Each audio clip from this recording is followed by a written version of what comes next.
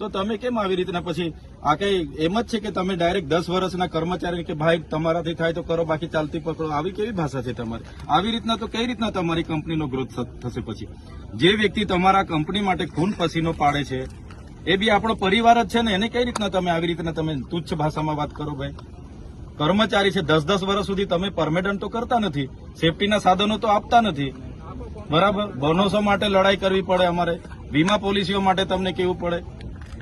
આ શું બતાવે છે? આ કઈ આવું ને બહારના લોકોને તો 2-2 વર્ષ 3-3 વર્ષમાં પરમેનન્ટ કરીને બધી સેવાઓ તમે આપો છો, તો અમારા લોકોને પણ આપો ને. વીમો કશું નથી. તો પછી કાલે ઉઠીને અહીંયા કઈ થઈ ગયું તો અમારે કોની જવાબદારી?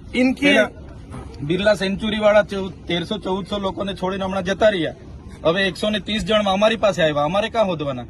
એટલે તમે છે ને બધું ટર્મ્સ કન્ડિશન અમારા વર્કરો સાથે કમ્પ્લીટ રહો, આવી રીતના બિહેવિયર નહીં કરો.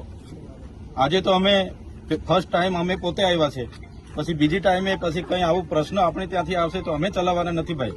પછી આ તમને કહી દીધું, હવે પછી અમે સાખી નહીં લઈએ આ બાબતોમાં.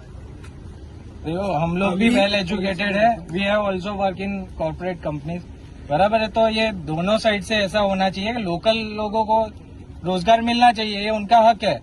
और ये जो भी इश्यू है तो समाधान करके कर सकते हैं, पर ऐसा नहीं है कि आप अपने फेवर में ही सारे रूल्स वो फॉलो करो. और ये जो कामदार है, इधर के मजदूर लोग हैं जो यहाँ से रोजी रोटी अर्न करते हैं, तो उनके लिए ये फिर ऐसा नहीं होना चाहिए कि ये तो आपके रहम राह ही कर रहे हैं, कभी भी इनकी जॉब चली जा सकती है. ये भी परिवार वाले हैं तो इनको भी देखना पड़ता है, जवाबदारी है, जिम्मेदारी है इनकी भी घर में. कैसे यहाँ पे लोग रहते हैं हमको पता है. आज